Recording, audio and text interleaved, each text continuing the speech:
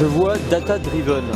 Qu'est-ce que ça veut dire exactement? Data driven, en fait, c'est l'apprentissage par la donnée. C'est-à-dire que sur notre chaîne, par exemple, on va fabriquer deux types de produits. On va avoir une brique rouge et une brique verte qu'on a appelé Ferrari et Mazda pour des raisons pédagogiques. Donc en fait, ce que je vais faire, c'est que je vais passer par une phase d'apprentissage par la donnée, donc data driven, où je vais faire passer plusieurs cubes de couleur verte. Et ensuite, sur l'interface, je vais lui dire qu'il va avoir passé des Mazda. Et ensuite, je vais enlever les briques vertes et je vais mettre les briques rouges à la place. Voilà. Donc je vais mettre que des briques rouges.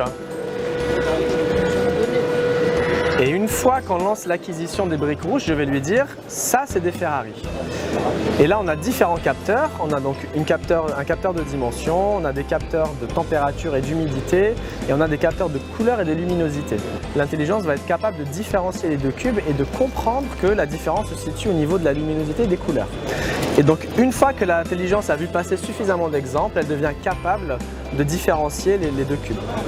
L'intérêt de ça sur une chaîne de production, c'est d'une part développer une intelligence qui devient experte sur un processus industriel, c'est-à-dire qu'elle va apprendre les mesures associées à un processus, à une pièce, et les réglages associés, et être capable de restituer ces réglages quand on va relancer la série, y compris dans des conditions légèrement différentes. Donc on est dans de l'optimisation de réglages. Donc maintenant que l'intelligence a apprise, on peut lui demander éventuellement de reconnaître une des deux pièces. Donc vous pouvez prendre la pièce que vous voulez, la mettre à l'emplacement que vous souhaitez, et on va lui poser la question et voir si elle est capable de reconnaître la pièce.